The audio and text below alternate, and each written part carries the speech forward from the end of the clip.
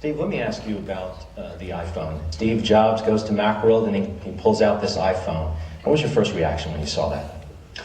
$500 fully subsidized with a plan? I said, that is the most expensive phone in the world, and it doesn't appeal to business customers because it doesn't have a keyboard, which makes it not a very good email machine. Okay. Right now we're selling millions and millions and millions of phones a year. Apple is selling 0 phones a year.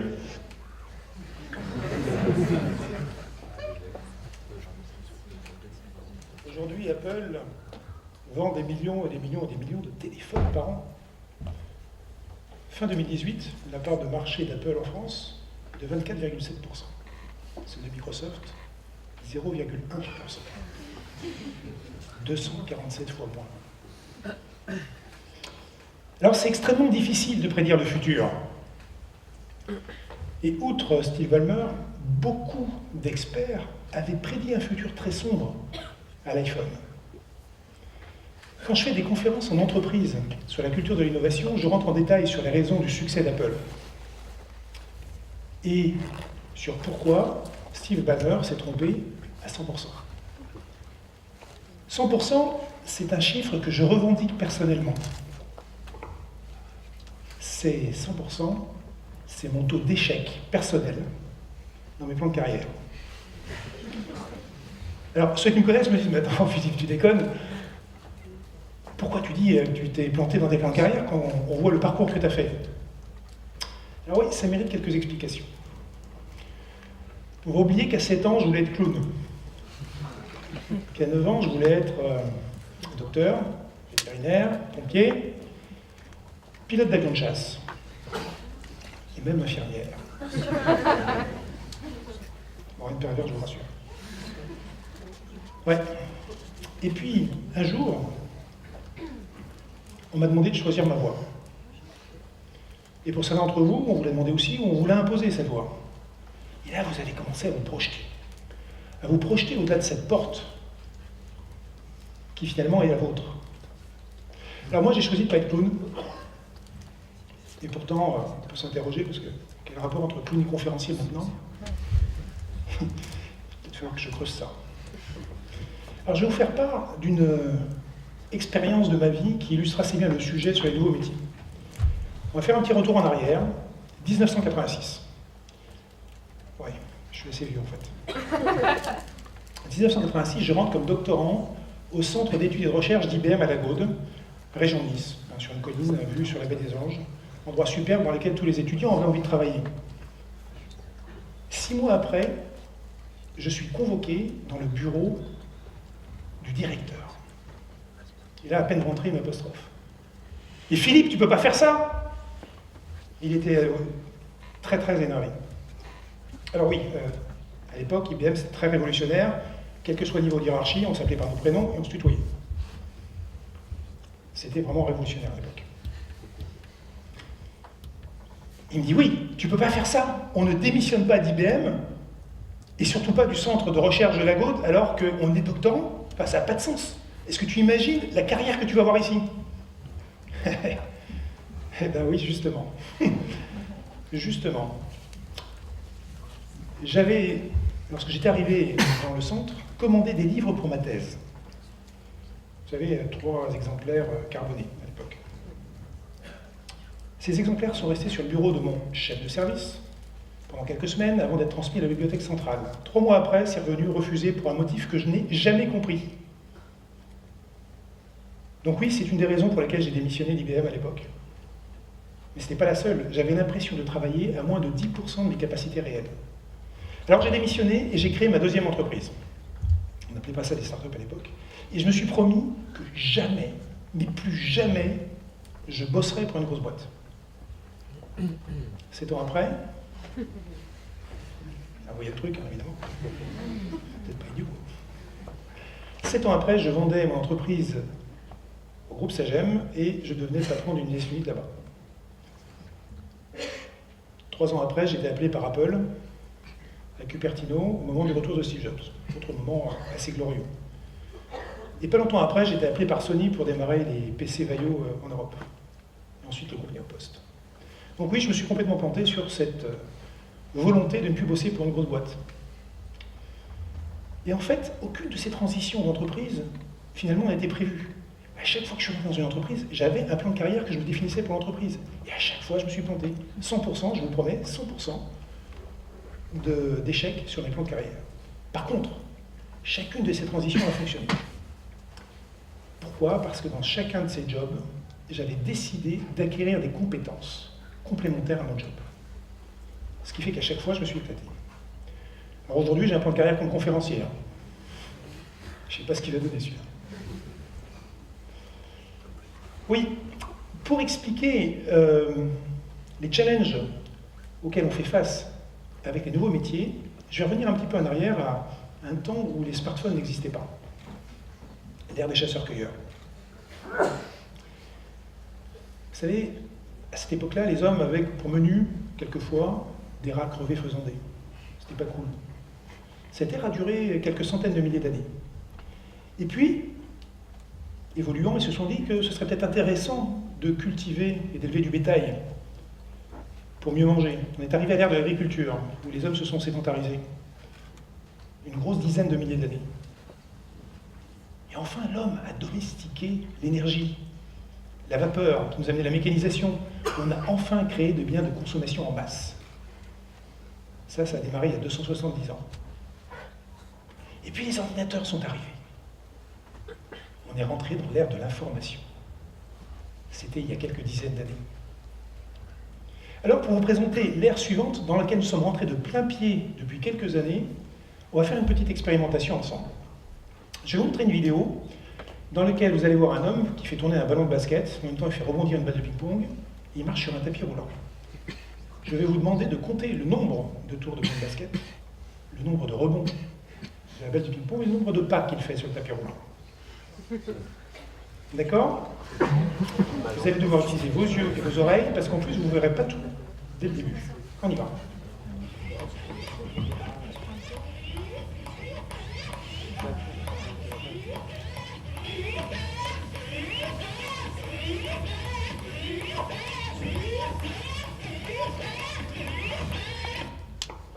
Qui a les 3 chiffres?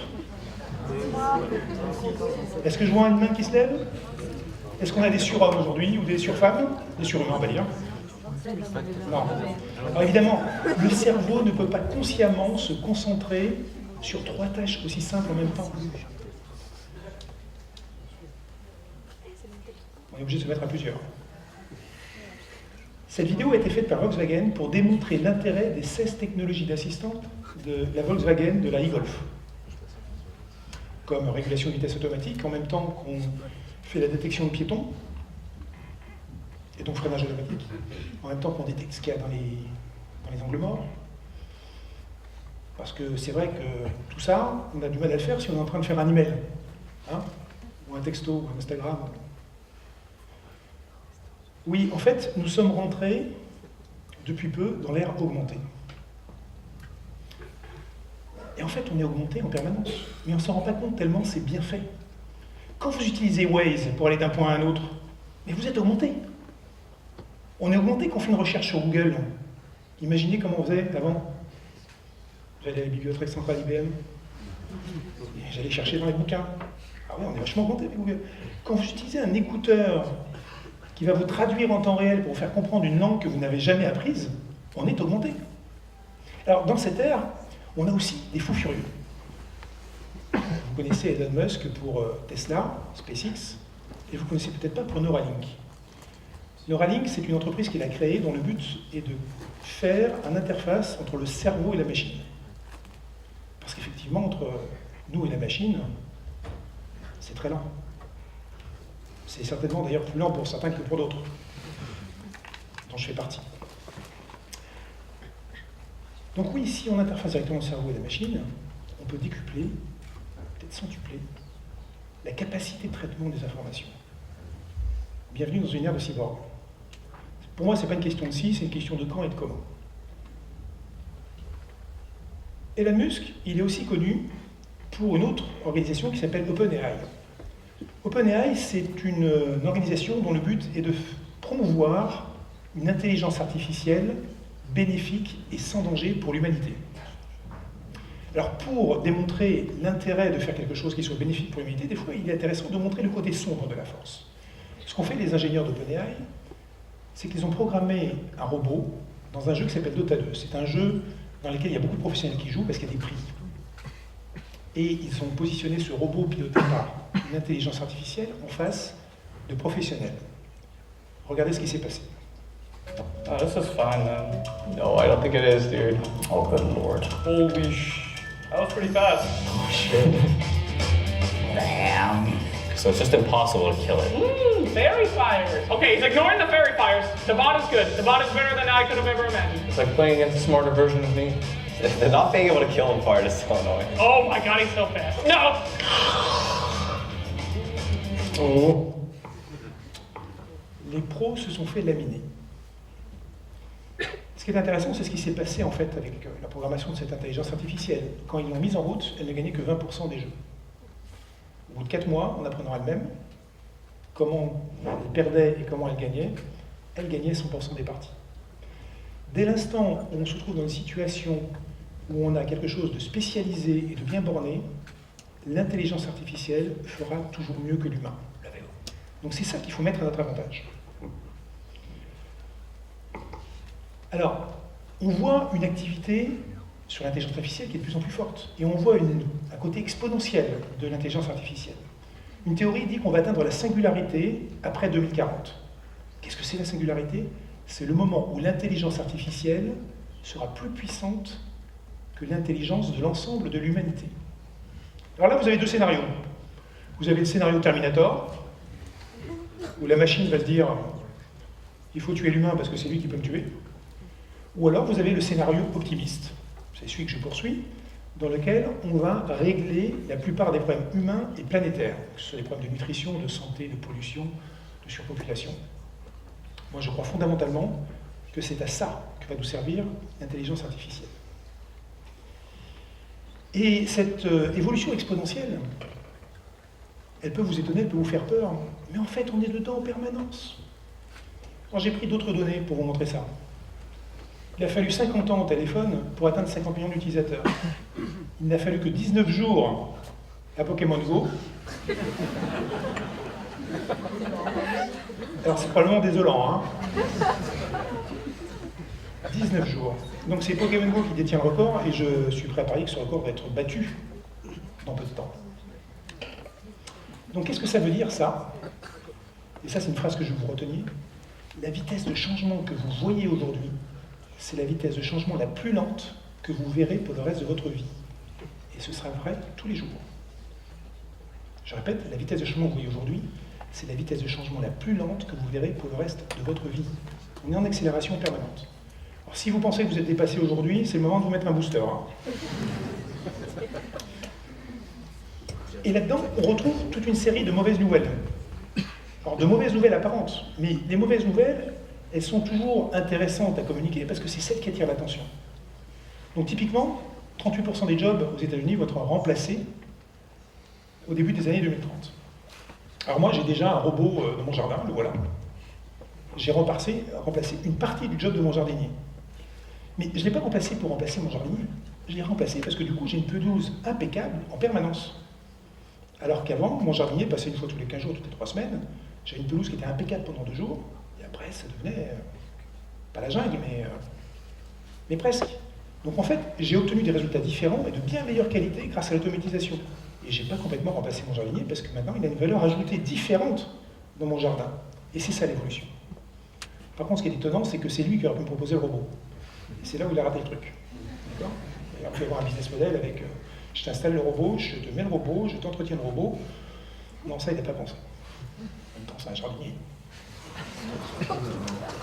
Alors, non mais je dis, j'ai rien contre les jardiniers, c'est juste qu'ils ne sont pas habitués. Mais ça, on va reparler ça d'ailleurs, des business models et de l'ouverture d'esprit. On dit aussi que ce sont les jobs les moins payés, c'est-à-dire ceux qui ont le moins de valeur ajoutée, qui vont être automatisés en premier. Moi, ce que je prétends, c'est que tous les jobs vont être augmentés. Mais ça, c'est la manière d'attirer l'attention. On dit aussi 85% des métiers de 2030 n'existent pas aujourd'hui. Alors ça ne veut pas dire que 85% des métiers vont disparaître. C'est pas du tout pareil. On est dans un monde de volatilité et de complexité. Ça veut dire qu'on va créer plein de types de jobs différents. Par contre, ce qu'il faut savoir, et là où c'est pas nouveau, c'est que depuis qu'on mesure l'activité économique, c'est-à-dire à peu près à 200 ans, eh bien, à peu près la moitié des jobs disparaissent tous les 50 ans. Donc c'est pas nouveau. C'est pas nouveau, sauf que quand c'est présenté comme ça, sans l'information qui va autour, eh ben ça peut faire peur. Ça peut faire peur, d'autant plus que du coup on prévoit l'extinction de certains métiers. Alors je ne sais pas dans quel métier vous êtes, mais est-ce que vous avez une idée de quand votre métier va s'éteindre? Quand allez-vous devenir un dinosaure? Est-ce que vous avez réfléchi à ça? Alors oui, effectivement, dans la finance et dans les banques, on peut s'inquiéter avec l'évolution des banques en ligne, avec la disparition du cash. Dans la comptabilité aussi, parce qu'effectivement, c'est un monde qui est extrêmement borné, extrêmement régulé. L'intelligence artificielle va faire des cartons maintenant, c'est évident. Mais je ne sais pas si vous voyez, le temps qu'il va falloir pour éteindre ces métiers-là, on a le temps de bouger. On a largement le temps d'évoluer. On a le temps de changer. Il faut quand même le faire. Alors toutes ces nouvelles-là, elles sont basées quand même sur un principe. Elles sont basées sur le principe suivant.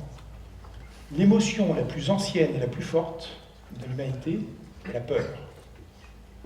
Et le type le plus fort et le plus ancien, c'est la peur de l'inconnu. Ça, c'est Lovecraft qui le dit.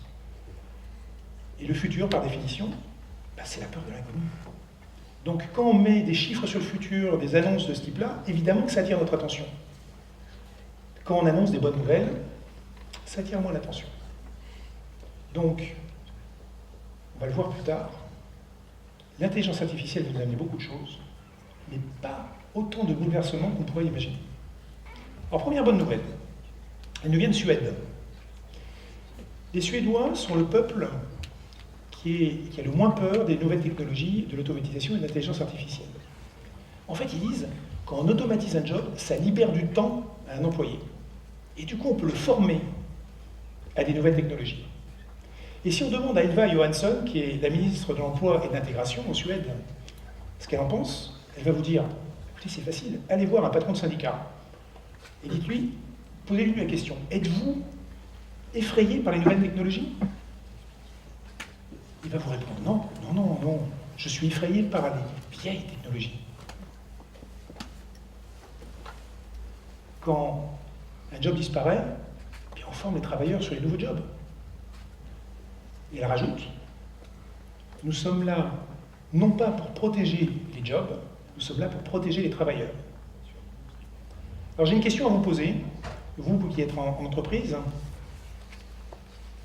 Si vous gagnez du temps parce que vous devenez plus productif, parce que vous optimisez votre boulot, est-ce que ce temps libéré, vous l'utilisez pour acquérir de nouvelles compétences? Pour vous accommoder de nouvelles technologies? Est-ce que vous faites ça? Est-ce que vous attendez que l'entreprise vous propose ça? Je crois pas. Hein. Deuxième bonne nouvelle. À chaque fois qu'on a eu des nouvelles technologies, ça n'a surtout pas provoqué des problèmes de non-emploi. Encore une fois, depuis 200 ans qu'on mesure les activités économiques, on s'aperçoit, alors j'ai les chiffres pour les États-Unis, que le taux de non-emploi est stable entre 2 et 13%. On va me dire c'est une fourchette assez grande, mais entre ces 2 et 13%, on ne voit aucun impact des nouvelles technologies, aucun impact de la mécanisation, aucun impact de la gestion de la vapeur, aucun impact de l'électricité, aucun impact de l'automobile, aucun impact des avions, aucun impact des ordinateurs. Évidemment qu'il y a eu des glissements de secteurs. Il y a des emplois qui ont disparu dans certains secteurs. Les gens qui s'occupaient des chevaux et des calèches, évidemment, ils sont passés sur les voitures, d'accord? Mais il n'y a pas eu de problème d'emploi. Encore une fois, toute l'histoire nous montre que l'homme s'est super adapté. Alors j'aime bien prendre un exemple qui est celui des ATM. ATM, ça veut dire Automatic Teller Machine, c'est-à-dire machine employée de banque automatique. Alors en France, on s'est dit, banque automatique, pas cool. On va appeler ça distributeur automatique de billets.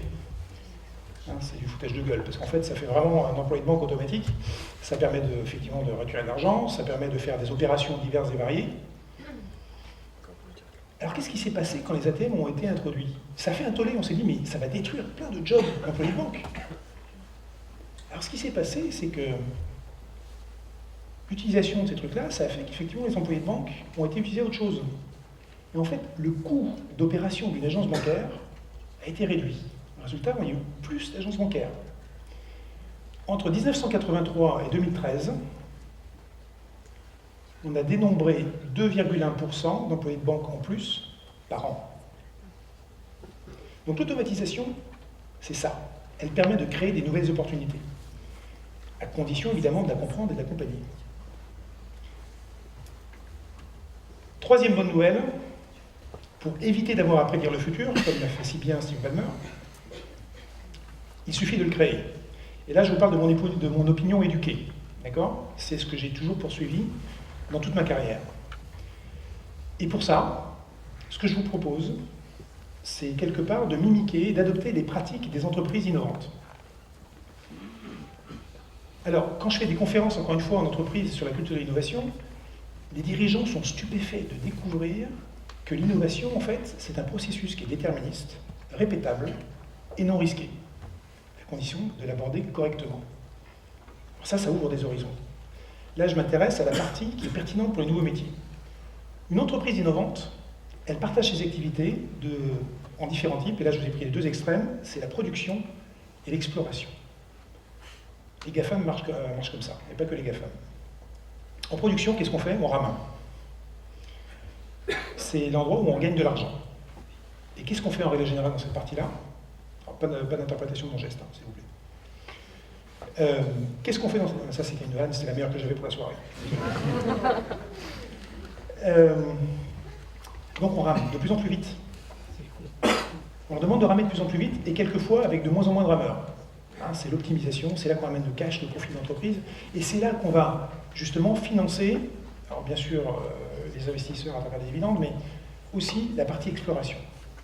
Qu'est-ce qui se passe si un rameur se met à ramer 2 fois plus vite parce qu'il a trouvé le moyen de le faire? Ça ne va pas bien se passer pour l'équipe. Hein.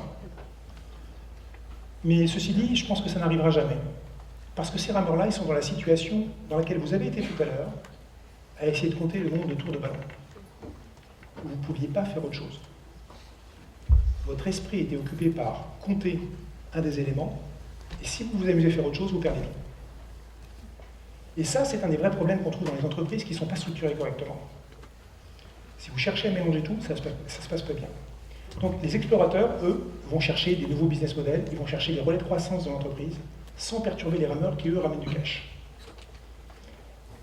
Alors vous êtes une micro-entreprise, à vous seul. Et votre budget, c'est le temps.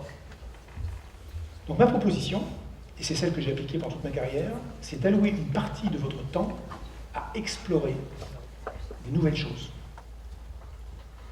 Ça, c'est vraiment extrêmement important. Alors je vais prendre un exemple, puisque vous êtes une école de commerce, vous allez dire, oui, ok, j'avais du temps, mais je fais quoi avec ça?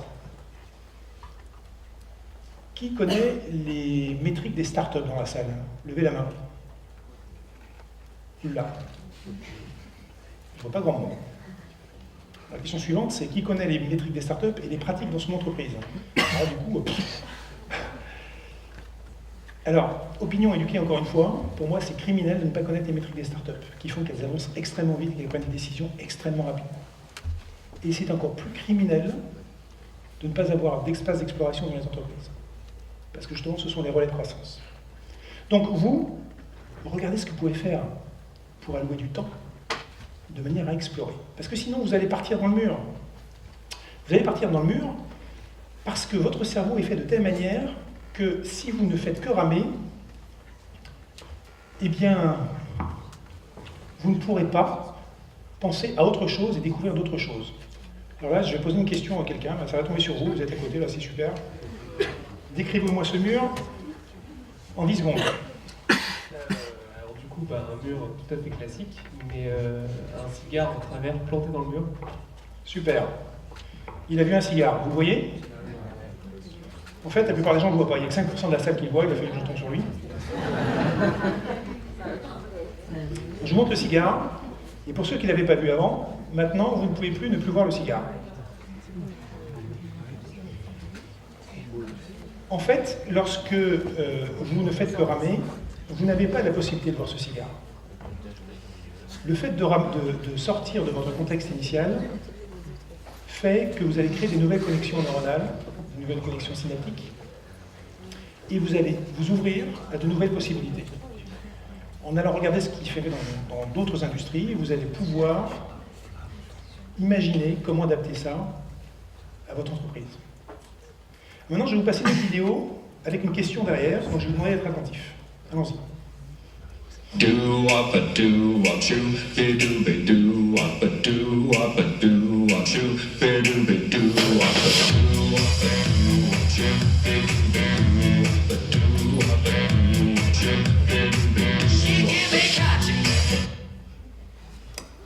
a. Un vélo prototype avec un guidon inversé. Voilà, vous allez dire, boulanger, il est complètement tapé. Alors pourquoi j'ai fait ça? C'est parce que ça me permet de poser des questions un petit peu marrantes, bizarres quand j'ai un public, qui est challenging. La question, c'est si je demandais, par exemple, si je vous demandais de faire 4 mètres en ligne droite avec un vélo comme ça. Vous savez que le cerveau apprend très vite, hein, vous l'avez vu avec l'expérience du cigare, là, pour ceux qui ne l'avaient pas vu initialement. En ligne droite, l'impact du guidon inversé, il est super limité. Du coup. Vous avez tous compris ce qu'il fallait faire. Il suffit d'inverser le mouvement du guidon. Le vélo, ça ne s'oublie pas. Donc, combien d'essais pour faire 4 mètres en ligne droite? Un essai, oui? Oui, combien? Bon, on va faire 4. On va faire simple. En général, j'ai levé la main pour entre 1 et 3 essais. Ça va être plus simple. Voilà, super. Voilà. Ça, c'est génial. J'ai en général 60 à 90% de la salle qui répond entre 1 et 3 essais.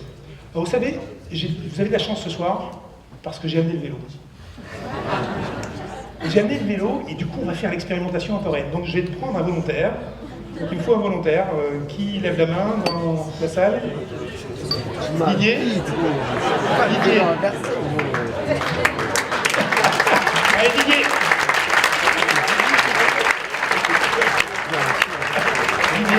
Nous attendons Didier. Non, alors je veux un volontaire, je veux un vrai volontaire. Allez, Didier, allez.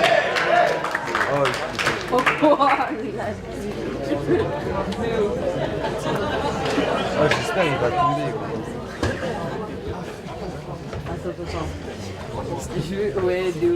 Alors, 2-3 petites choses avant, d'accord? Alors, Didier, d'abord, je veux que tu promettes, si tu te blesses, voilà, tu décharges toute responsabilité, vas-y, tu le réponds fort. Super. Deuxième élément, je te remercie d'être venu de manière extrêmement volontaire. Et pour te récompenser, si tu fais les 4 mètres du premier coup, je te donne 200 €. C'est cool, hein? Non, ça ne peut pas, non, ça ne peut pas. Tu peux prendre un micro en attendant. Hein. Si tu n'arrives pas au premier coup, mais que tu y arrives au deuxième, je te donne 100 €. Wow. Et si tu hasard, tu n'y arrives pas au deuxième coup, que tu arrives au troisième, je te donne 50. Et là, tu as un choix. Soit tu arrêtes, soit tu tentes un 4e essai, et si tu rates le 4e essai, c'est toi qui me donnes de l'argent. T'es prêt? Alors on y va. Alors, c'est pas la peine d'aller vite, d'ailleurs j'ai retiré les freins du vélo. Je vais te montrer. Vas-y, tu te mets sur la scène. Tu n'essayes pas d'aller vite parce que c'est pas une bonne idée. D'accord? Et ce que je vous propose, c'est de l'encourager vraiment très fort.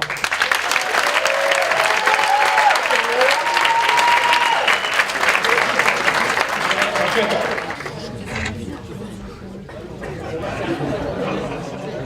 « 4 mètres, ça fait ça. » D'accord? Tu es prêt? Allez, on y va. Non mais... Non, alors, attends, je précise, c'est 4 mètres sans poser le pied par terre. Donc, réencouragez-le, parce que manifestement...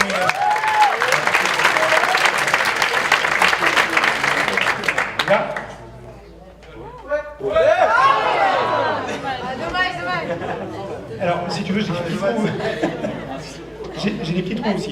Non. Troisième essai, c'est le dernier essai pour gagner de l'argent. On y va, on applaudit encore un petit peu.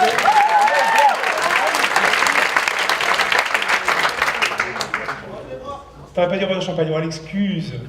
Ah. Bon, merci beaucoup. On peut remercier.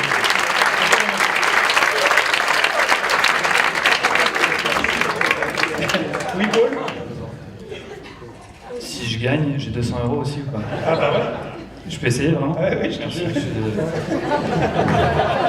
Bon, attends, Paul, avant, est-ce que tu me décharges de toute responsabilité? Je te décharge de toute responsabilité. Ça marche.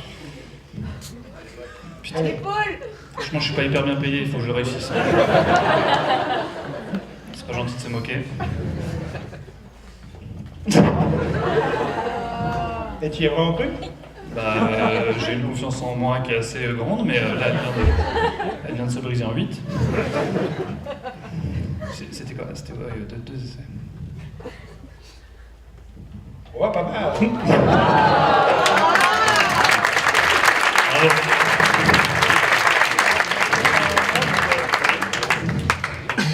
Ouais, alors.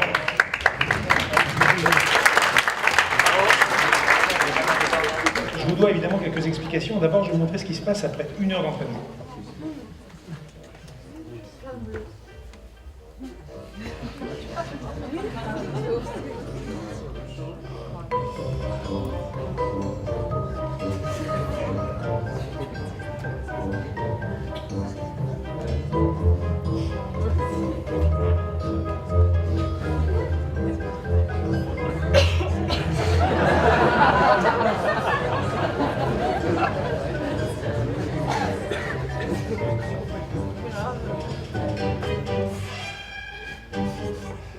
Et ouais, après 1 heure d'entraînement. Alors en fait, pour en faire de ce vélo, il m'a fallu 3 jours. En fait, c'est pas exact, pas 3 jours, 3 séances d'1 quart d'heure, séparées par 2 nuits. Premier élément, l'apprentissage s'intègre la nuit en dormant. Ça, c'est un truc que j'aurais aimé savoir quand j'étais étudiant d'ailleurs. La nuit blanche, c'est très mauvais pour apprendre. Très très mauvais. Deuxième élément, tout ne marche pas parfaitement du premier coup. Il faut persévérer. Troisième élément, comprendre n'est pas savoir faire. Vous avez tous compris ce qu'il fallait faire. Ah oui, l'apprentissage, il passe par des réseaux qui sont un petit peu compliqués. Alors ça, c'est la valeur de l'expérimentation. À chaque fois que vous me dites « je pense que », c'est une hypothèse. À chaque fois que vous dites « je suis persuadé que », c'est une assumption. Le meilleur moyen de tuer vos croyances, vos assumptions, vos hypothèses, c'est d'expérimenter le plus rapidement possible. Donc à chaque fois que vous dites « je pense que », je suis persuadé que, pensez expérimentation le plus rapidement et le moins coûteux possible. L'intérêt de cette expérimentation, c'est de vous démontrer ça en quelques secondes. On est persuadé que ça va être facile. Alors ceux qui voudront essayer, ce sera après, hein. On n'a plus le temps. Et maintenant, je vais faire une récap. Dans cette récap, vous avez appris que la vitesse de changement, c'est la vitesse de changement la plus lente que vous verrez pour le reste de votre vie. Donc encore une fois, si vous sentez dépasser, c'est le temps d'allouer du temps pour avancer. Pour éviter d'avoir à prédire le futur, et je suis bien placé pour le savoir, il faut le créer, ce futur. Donc là, je rebondis sur ce que disait Laurence tout à l'heure. N'attendez pas qu'on vous propose de vous former, faites-le vous-même. Pour créer le futur, allouez 10%. Alors quand je dis 10%, c'est évidemment une image que vous pouvez modifier. Ça peut être un peu moins, ça peut être un peu plus, ça va dépendre de votre motivation et de votre temps. Mais il faut allouer du temps de manière à ce que vous puissiez explorer, expérimenter et acquérir de nouvelles compétences. C'est ça qui va vous permettre de voir le cigare dans le mur et de faire des nouvelles connexions et de créer ce futur. Connaissance n'est pas savoir-faire. Il faut se mettre en action et dormir. Et d'ailleurs, je vous donnerai des références, si ça vous intéresse, sur pourquoi il est si important de dormir. Et je vous propose un premier exercice pratique, une première piste, puisque j'ai vu que tout à l'heure, les métriques des startups, manifestement, n'étaient pas connues par vous, vous allez, peut-être ce soir ou peut-être demain, peu importe, taper sur Google les métriques pirates. Et vous allez voir ce que vous pouvez faire pour votre entreprise avec ces métriques pirates. Vous risquez d'être stupéfait. Et si ça a un intérêt pour vous, et si vous avez des problèmes d'implémentation de ces métriques pirates, sachez qu'il y a plein de gens qui peuvent vous aider. Y compris moi d'ailleurs. Et là, alors je sais que vous êtes un public de qualité ce soir, ça c'est top, j'adore intervenir devant un public de qualité. Je sais que vous avez compris mon message. Et là, ce que je vous demande, si vous avez décidé d'allouer de votre temps pour acquérir des compétences au fil de l'eau, de votre propre chef, et de créer ce futur, je vous demande de vous lever. Je vous demande de vous lever. Vous vous mettez en action, ça c'est génial. Et vous savez quoi? Je pense que cette décision, c'est le plus beau cadeau que vous pouviez vous faire ce soir, cette année, probablement pour votre carrière. Et pour ça, je vous demande de vous applaudir.